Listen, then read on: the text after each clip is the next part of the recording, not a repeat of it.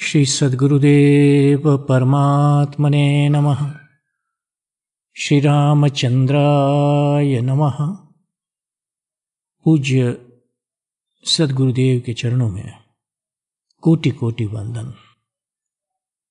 अब आपको गुरुदेव के प्रवचन के अंश सुना रहा हूँ। गुरुदेव ने कहा, मन से ही मन को जीतना है और परब्रह्म परमात्मा निर्गुण भी है और सगुण भी है। ये बात भी गुरुदेव ने समझाई। ये दोनों बातों को आप अब सुनिए। गुरुदेव ने कहा, मन के ही द्वारा मन का नाश करना है। नाश यानी मन को संकुचित परिधि से बाहर निकालना। जितनी एकदेशीयता कम, उतनी ही ज्यादा ईश्वरीय शक्ति का आविर्भाव उसी मन के ही द्वारा जीवांश के अहम में होता है। ये अहम वही है जिसके होने पर ही ईश्वर अंश, जीव अविनाशी, चेतन अमल, सहज सुख राशि है। भगवान के एको हम बहुश्याम अर्थात कि मैं अकेला ही अनेक बन जाऊं के संकल्प के कारण चेतना शक्ति जब प्रलय की अंतिम अवस्था में अर्थात तमोगुण की अवस्था में रही हुई प्रकृति में प्रवेश होती है, तब प्रकृति के रजोगुण का अर्थात प्रवृत्ति में प्रवृत्त होने का जो प्रथम परिणाम होता है, उस समय प्रकृति तत्व में चेतना शक्ति का जो आभास उदय होता है, वही जीव में अहम भाव का विकास है। अहम भाव का विकास और विलय आदि तथा शांत है।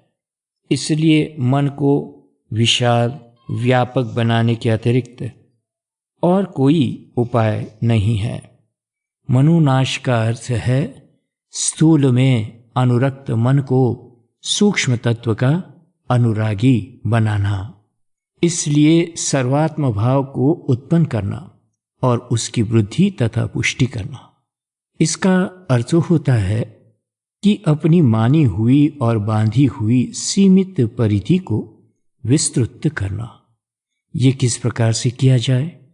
अहम भाव को अत्यंत सूक्ष्म करने के अभ्यास से। अभ्यास क्या? स्वकेंद्रित स्वार्थी वासनाओं को संयमित करना। ऐसी संयम साधना किस प्रकार से हो सके? वासना के क्षय से। इसके लिए स्थूल के परे तत्व में अनुराग युक्त श्रद्धा करनी चाहिए। ऐसा ऊंचा तत्व कौन है? किसके ऊपर श्रद्धा करें? किम तत्वम किम परम जाप्यम किम ध्यानम मुक्ति साधनम। परम तत्व क्या है? किसका जाप करना है? किसका ध्यान मोक्ष देने वाला है? नाशवंत समस्त संसार का एकमात्र अधिष्ठान जो है, वही सबसे ऊंचा तत्व है। यदेकं यत्परम नित्यं यदनंतं चिदात्मकं यदेकं व्यापकं लोके तद्रूपं चिन्तयाम्यहम्। रामः सत्यं परं ब्रह्म रामात् किंचिन्न विद्यते तस्मादामस्वरूपं हि सत्यं सत्यमिदं जगत्। जो अद्वितीय है, जो सर्वश्रेष्ठ है, जो नित्य है, जो चेतन व विश्व में सर्वत्र व्यापक है, उसी रूप का चिंतन करता हूँ। राम ही सत्य व परब्रह्म है। राम से भिन्न कुछ नहीं है। अतः राम का स्वरूप भूत यह जगत भी सत्य ही है। वे ही अखिल भुवन नायक सर्वेश्वर श्री रामचंद्र जी भगवान के श्री चरणों में श्रद्धा दृढ़ करें और उन्हीं के शरणागत होवे। परब्रह्म परमात्मा निर्गुण भी है और सगुण भी है। परमात्मा की कारण अवस्था को निर्गुण और कार्य अवस्था को सगुण कहते हैं। कारण अवस्था में सब गुण शक्ति सूक्ष्माति सूक्ष्म रूप में होते हैं, होते जरूर है, इसलिए निर्गुण में भी निरामय अव्यक्त आकार है। कारण अवस्था में सूक्ष्म रूप में रहे हुए गुण ही तो कार्यावस्था में व्यक्त होते हैं। यदि कारण अवस्था में न होते तो फिर गुण आवे कहाँ से? परब्रह्म सदा सर्वदा कारुण्य, औदार्य, वात्सल्य, सौशील्य, सौंदर्य आदि गुणों से युक्त है। प्राकृत गुण युक्त अव्यक्त रूप को निर्गुण कहा है और प्राकृत गुण युक्त व्यक्त रूप को सगुण कहा है। इसलिए अगुण सगुण दुई ब्रह्म स्वरूपा, अकत अनादि अगाध अनूपा, रमन्ते योगिनो नन्ते सत्यानंदे चिदात्मनि, इति राम पदेनासौ परम ब्रह्मा अभिधीयते।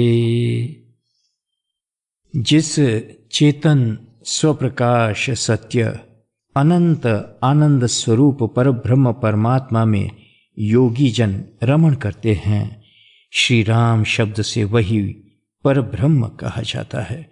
इसलिए निश्चय होता है कि राम एव परम ब्रह्म, राम एव परम तपः, राम एव परम तत्व, श्री रामो ब्रह्म तारकम। राम ही परब्रह्म, राम ही परम तप, राम ही परम तत्व व राम ही तारक ब्रह्म है। परब्रह्म राम अवतारी है, अवतार नहीं। यही बात गोस्वामी जी ने और स्पष्ट कर दी है। नेति नेति जेहि निगम निरूपा, चिदानंद निरूपाधि अनूपा, शंभु बिरंची विष्णु भगवाना, उपजहि जासु अंश ते नाना। ऐसे प्रभु सेवक बस अहहि, भक्त हेतु लीला तनु गहहि। जय सिया राम, जय सद्गुरुदेव। गुरुदेव के इस उपदेश को आप सन्निधि के पहले भाग 100 पृष्ठ से 102 तक में प्राप्त कर सकते हैं।